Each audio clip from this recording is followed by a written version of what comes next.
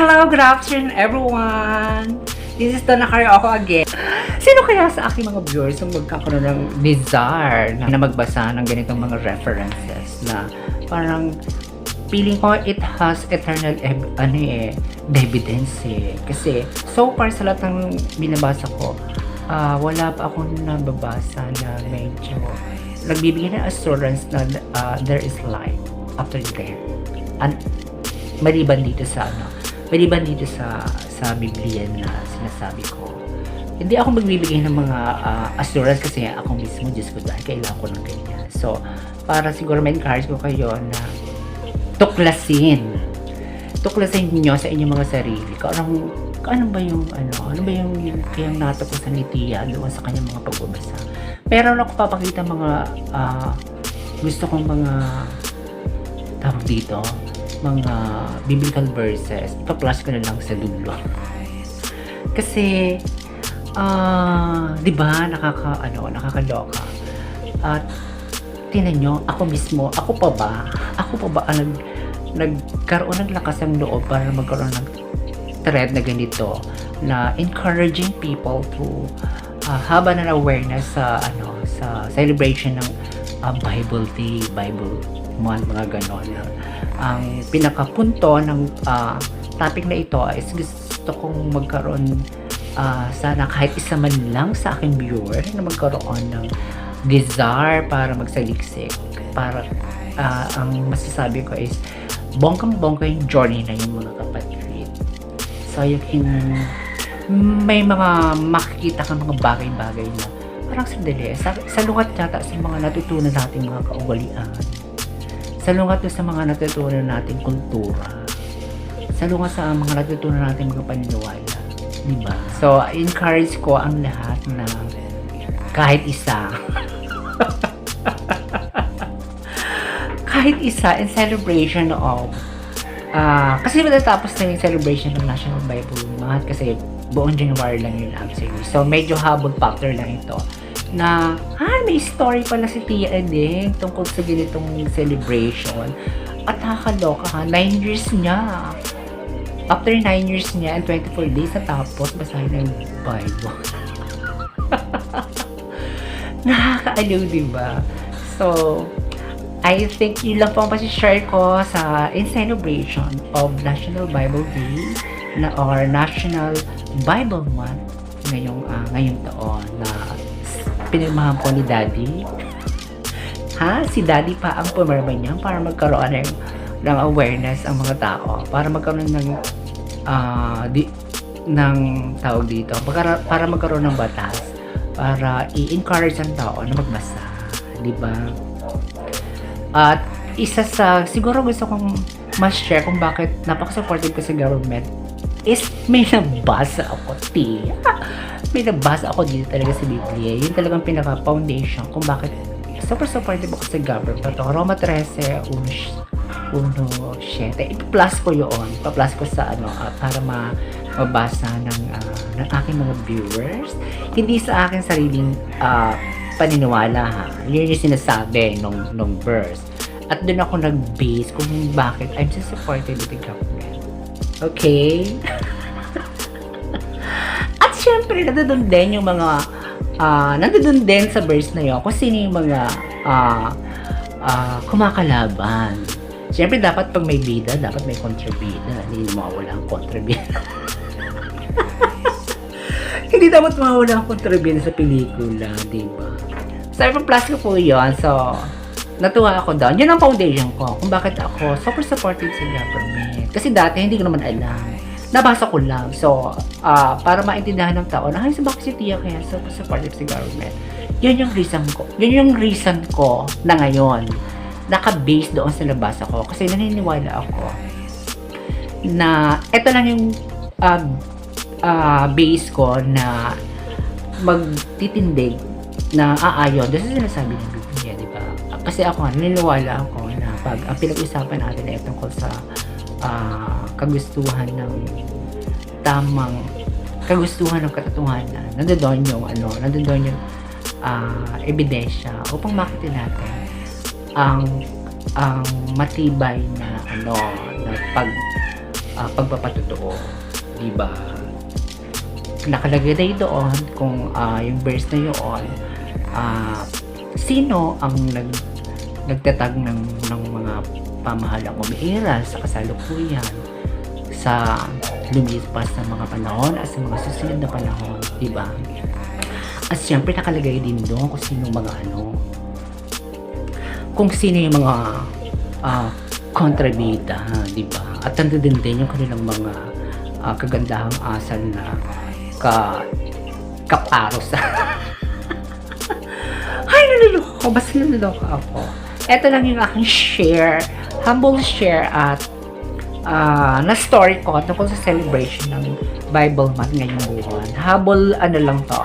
Habol topic ko, habol sharing ko dun sa aking personal experience kasi natuwa na naman ako, di ba? Kasi sakto, yung experience ko is nagko-connect doon sa celebration ngayong buwan ng January, which is dineclare nga ni Daddy na every last Monday ng January is the celebration of the Philippines ng National Bible Day, di ba?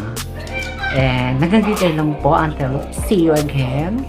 At lahat po na hindi pa nasusubscribe sa aking channel, ayudang handog na lang po. Kasi halos karamihan hindi na ako makapagsabak. So restricted din naman ako ni Lolo kasi overflowing ang aking pagsasub. So para makapagsub uli po ako, dapat dapat yung mga nasub ko mag-sub back sa akin para ako makamove on. Ano po? Thank you so much.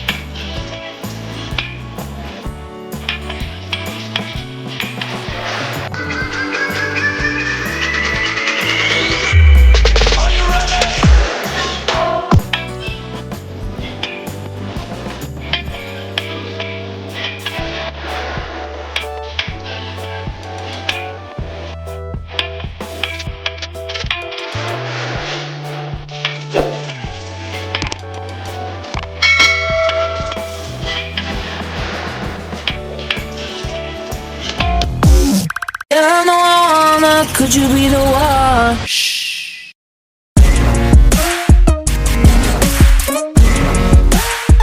Good, good. Good, good. Could you be the one? Yeah, no, I wanna. Could you be the one? Shh.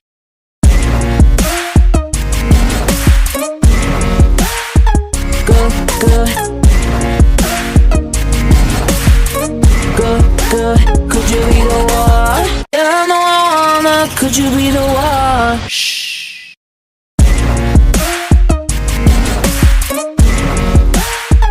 Good, good.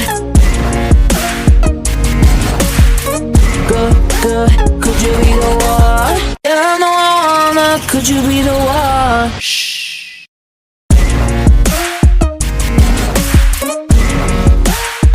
Good, good. Good, good, could you be the one? Yeah, I know I wanna, could you be the one? Shh.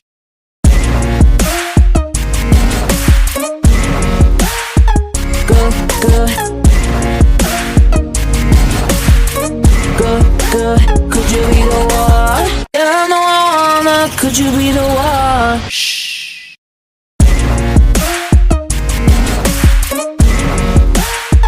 Good, good. Good, good, could you be the one? Yeah, I know I wanna, could you be the one? Shh.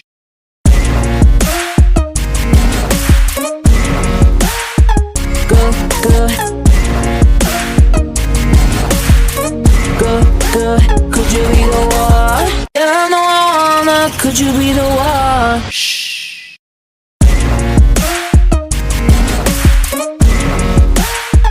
Good, good.